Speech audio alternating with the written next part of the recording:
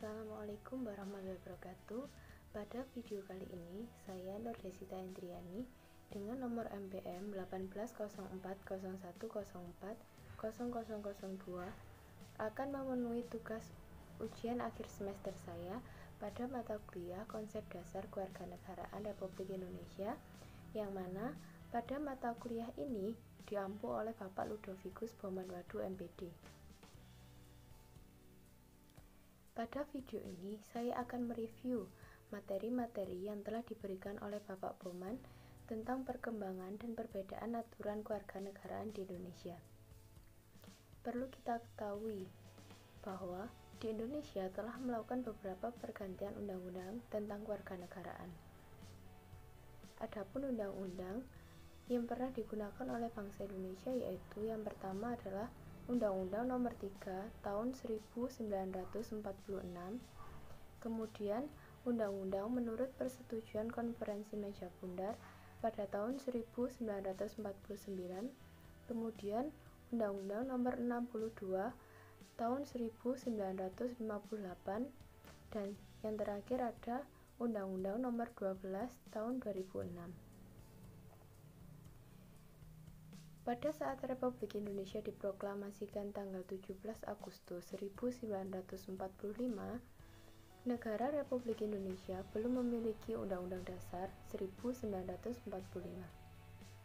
Sehari kemudian, tepatnya pada tanggal 18 Agustus 1945, Panitia Persiapan Kemerdekaan Indonesia atau yang biasa kita kenal dengan PPKI mengesahkan Undang-Undang Dasar 1945 mengenai kewarganegaraan.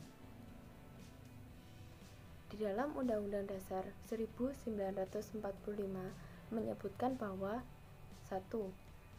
Pasal 26 ayat 1 menentukan bahwa yang menjadi warga negara adalah orang-orang bangsa Indonesia asli dan orang-orang bangsa lain yang disahkan dengan undang-undang sebagai warga negara Indonesia. Yang kedua, Pasal 26 ayat 2 menentukan bahwa syarat-syarat yang mengenai kewarganegaraan ditetapkan dengan undang-undang. Secara otentik, penjelasan Undang-Undang Dasar 1945 mengenai ketentuan tersebut menerangkan bahwa orang-orang bangsa lain, misalnya orang peranakan Belanda, peranakan Tionghoa, dan peranakan Arab yang bertempat tinggal di Indonesia, mengakui Indonesia sebagai tanah airnya dan bersikap setia kepada Negara Kesatuan Republik Indonesia dapat menjadi warga negara. Sebagai pelaksanaan Pasal 26 Undang-Undang Dasar 1945, tanggal 10 April 1946 diundangkan UU Nomor 3 Tahun 1946 tentang Warga Negara dan Penduduk Indonesia.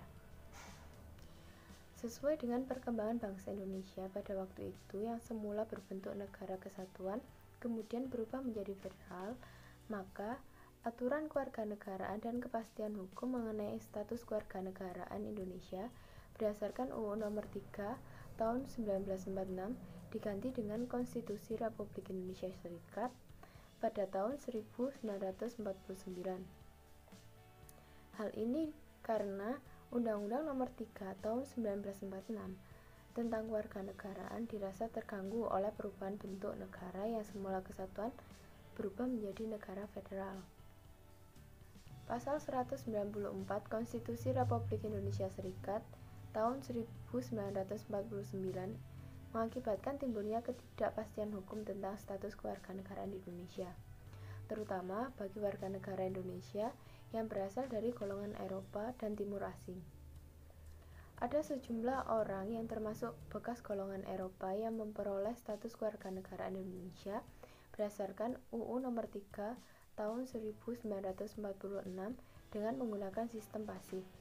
Artinya, mereka sebagai penduduk Republik Indonesia tidak menggunakan hak repudiasi mereka ketika UU Nomor 3 1946 diundangkan. Sehingga dengan sendirinya mereka menjadi warga negara Indonesia. Namun apabila mereka tidak melakukan tindakan yuridis apapun sewaktu terjadi penyerahan kedaulatan, otomatis mereka berstatus warga negara Belanda berdasarkan ketentuan yang terbaru. menurut persetujuan perihal pembagian warga negara. Sementara itu, ada kemungkinan mereka tetap ingin mempertahankan status lamanya sebagai warga negara Indonesia yang telah diperoleh secara pasif. Ketidakpastian hukum juga terjadi pada mereka yang termasuk bekas golongan timur asing yang pada waktu UU Nomor 3 Tahun 1946 diundangkan berdomisili di Indonesia, sementara waktu penyerahan kedaulatan mereka berpindah domisili di negeri Belanda. Pada tahun 1946, sewaktu masih di Indonesia, mereka memperoleh kewarganegaraan Indonesia dengan sendirinya, karena tidak menggunakan hak repudiasinya secara aktif. Tetapi, pada tahun 1949, sewaktu di negara Belanda, apabila mereka berbuat hal yang serupa, otomatis mereka menjadi warga negara Belanda. Dengan ketidakpastian hukum seperti itu, dan bentuk negara sudah berubah menjadi kesatuan, serta berlakunya kembali Undang-Undang Dasar 1945 berdasarkan Dekret Presiden 5 Juli 1959, maka digantilah dengan UU Nomor 62 Tahun 1958, di mana Pasal 2 Aturan Peralihan Undang-Undang Dasar 1945 yang menjadi dasar hukum berlakunya Undang-Undang Nomor 62 Tahun 1958. Menurut Pasal 1 UU Nomor 62 Tahun 1958 yang tetap diakui kewarganegaraan Indonesianya berdasarkan UU Nomor 62 Tahun 1958 ini adalah mereka yang memperoleh status tersebut, terutama berdasarkan UU Nomor 3 Tahun 1946 dan persetujuan perihal pembagian warga negara. Dalam jawaban pemerintah pada waktu membicarakan rancangan Undang-Undang Nomor 62 Tahun 1958, telah diperinci surat-surat yang mana dapat dipandang sebagai bukti kewarganegaraan. Salah satu surat-surat tersebut menyebutkan bahwa Undang-Undang Pewarganegaraan berdasarkan Undang-Undang Nomor 3 Tahun 1946.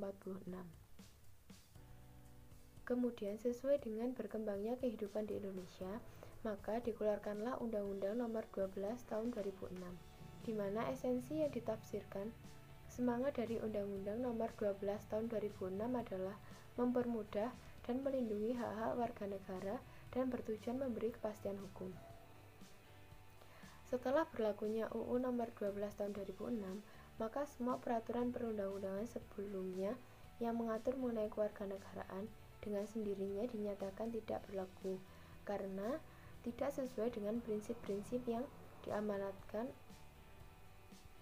Undang-Undang Dasar 1945, sehingga sampai saat ini kita masih menggunakan UU Nomor 12 Tahun 2006.